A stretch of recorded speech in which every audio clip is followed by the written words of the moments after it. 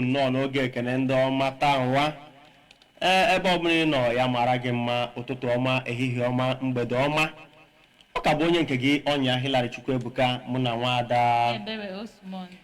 taa nwa oge ekene ndị ọma nke taa nwa ihe anyị na-ekwu maka ya bụ ndị Amokwe Progressive Union Lagos branch ọhawa bụ ndị anyị n'ọnụ wee bịa taa nwa ịmara ọ dị ka anyị si gwa ndị mmadụ si ya na ịchọkwa ka eweli oge ekene ndị ọma bụrụ maka anyị bekwu ọsọ ha ahụ kpọtụla anyị asị n'ọgụ awe ụbọchị dị otu a na-atụfughị oge ihe ize anyị ga-ebido gbuo egoro bụ ka anyị kpọọ chairman ndị APU Lagos branch bụ nnukwu mmadụ architect Joe Aneke anyị akpọ mgbe anyị akpọkwa ya ọgwa anyị ka ha si akwadowe nnukwu mmemme ha na-eme olugbo ọsọ ụka nwa na-abịa anyị kpọọ ya ọ na-akpọtụ n'azụ azụ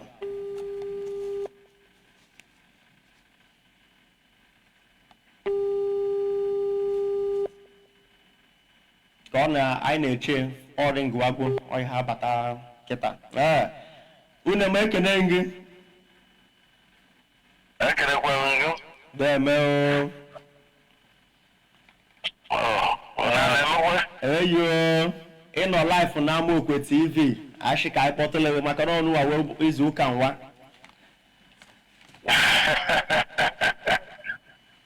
deme biko na-atụfughị oge gwaka anyị aha ya ebe isi na Amokwe na ọkwa iji na APU Lagos.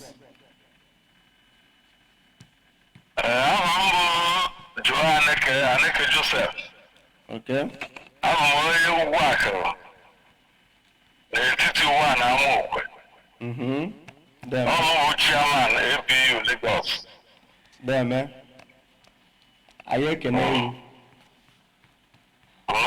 Biko ndị ihu unu na-eme ụbọchị ụka na-abịa abịa. Ibi isi na Amokwe na ọkụ iji. Oke, anyị na-eme emume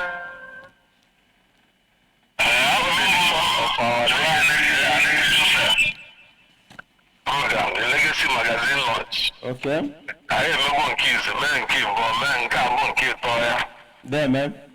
Anyị mgbe the legacy bụ where we tell our stories as a people. Yes. Maka ịkọnkwe stories, onye ọzọ ejiri aka ya kọọrọ ya. Eyi. Also, we tell our stories and showcase to the world who we are. Yes.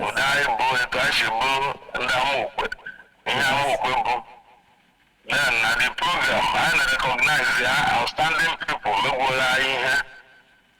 contribute to the success and the good of the mankind, both Manamu and APU. So I ekene yi. Deme. Thank you. Biko ndị mbọchị anyị eme na ndị a na-ene anya na ha ga-abịa mmemme a. Okay.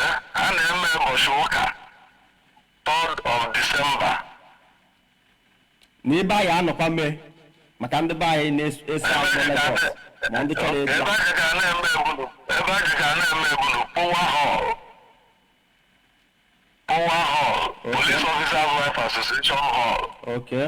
Oduduwa Street in Lagos, Nigeria, Lagos. Okay. And then I teach there will be people like Igbo, His Royal Highness, Engineer Mike Oziwe. Hey.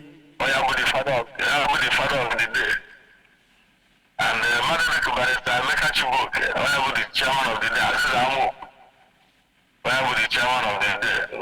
Dignitaries. I know what Okay. because we reach out to our people. Yes. Recognize them and invite them. That's why they hire them. Okay. Okay. Thank you. I ekene yi. Ihe ọzọ dịrị na ya bụ mmemme a na-eme owele ndị iwere ike ikene nshi mbọ ha na-agba n'ụdị dị iche iche gbasara ihe nwa na-eme ụka. I na-emekwa like etu isi okwu before. I na-recognize isi ndị mmadụ n'ihe ha mụrụ. Okay. Like a Madden for Panka, Yeah. which in a the second. Yes. All member APU and all lying high in Oyo I as our member.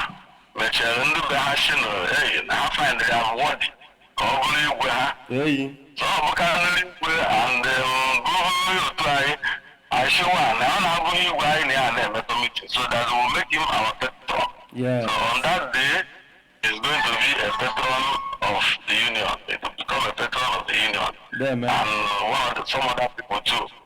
There. And I give you an award to people, outstanding people from our community.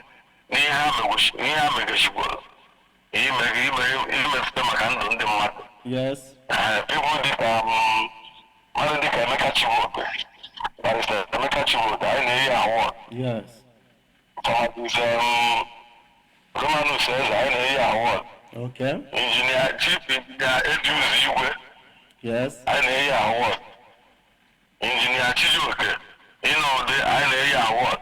There, man. Madam Igwe PC on ya. I know award. Now a lot of other people in the capital. I can hear you.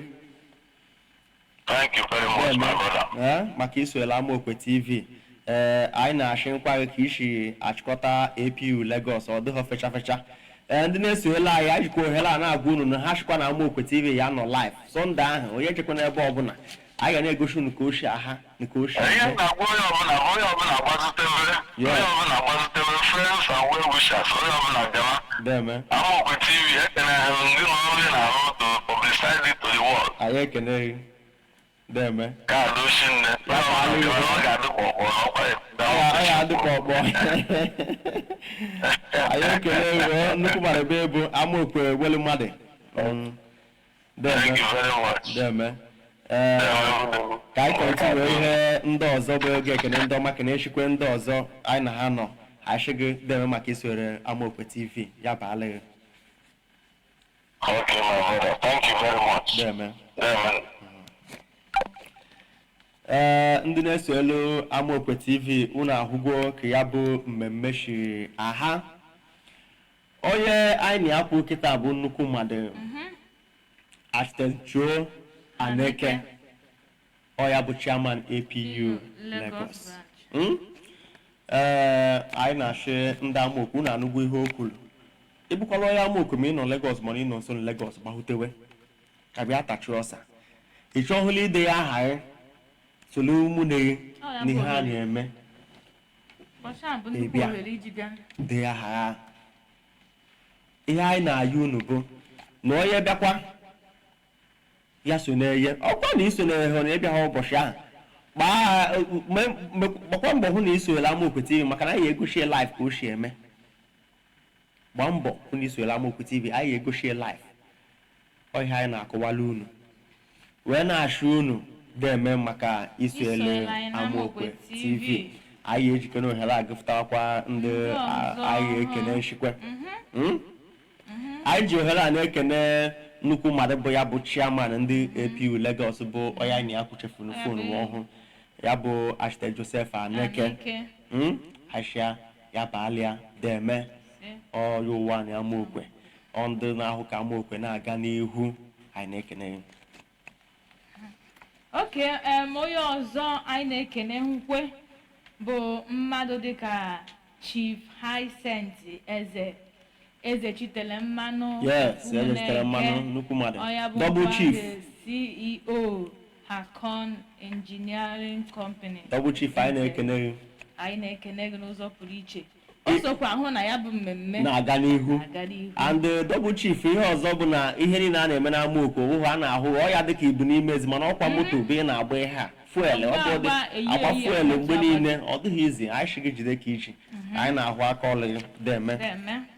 Onye ọzọ anyị na-ekpufukwala ukpe ekene bụkwa nnukwu mmadụ bụ His Royal Highness Igwe Engineer Mike Ozigwe ya bụ Chineze nke abụọ n'ụwa anyị Amokwe ka onye na-eme bụ ka ekweshi akpọ ya bụ His Royal onye bụ igwe ụbọchị ahụ igwe wele ụbọchị ahụ achị na ya eme nkwe patron ọ dịghị izi achị gị jide ka iji maka na ọ ka isi na-eme mere ndị bụ unu ji na-echite gị ndị nọ na Lagos wee mara na ebu nnukwu mmadụ achị gị eme.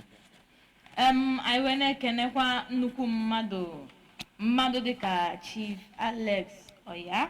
Chief Alex Oya nnukwu mmadụ. Ọkụta Oyibe. Ọkụta anyị na-ekene nnukwu mmadụ ka ọ bụ. Ọkụta Oyibe anyị na-ekene ndị ama ama bụ Muhammad Amokwe nọ na Lagos. Ihe ọbụla etikwe na Amokwe. Na-emechi ihe ike. Havue n'ishi. Na-eso akwalite ihe Amokwe Progressive Union nke Lagos branch. Anyị na-ekene gị n'ụzọ pụrụ iche. Anyị si na onye nwe anyị ga-agọzi gị. Ka anyị na-ekenekwe nnukwu mmadụ Oji Amokwe bụ ochi abịa bụ chairman of the occasion ụbọchị ahụ, Barrister Emeka Chibuoke, onye ji azịza Amokwe mmalụ. Ịma na azịza bụ ihe eji azata ihe ọma. Ashị na mgbe Amokwe TV abịakwa Lagos, mara ihe ya apakejikwela anyị. Azịza anyị na-ekene gị, ị na-emegwoto akene na ya ihe ndị ọzọ ị ga-eme. Ọ nnukwu mmadụ, ezigbo nwa amụrụ na Oji Amokwe. Ọ na-eme ọhụma na Lagos, ọ nọ na ABF, ọ nọ na APU, ọ nọ na ihe a niile ebe ekukweli na Amokwe dị involved. Ọza anyị ekene gị deme. Anyị wee na-ekene hụkwa Ogbuefi Silas Chime Nnukwu mmadụ. Igurube 1. Anyị ekene gị. Anyị na-ekene gị n'ụzọ pụrụ iche.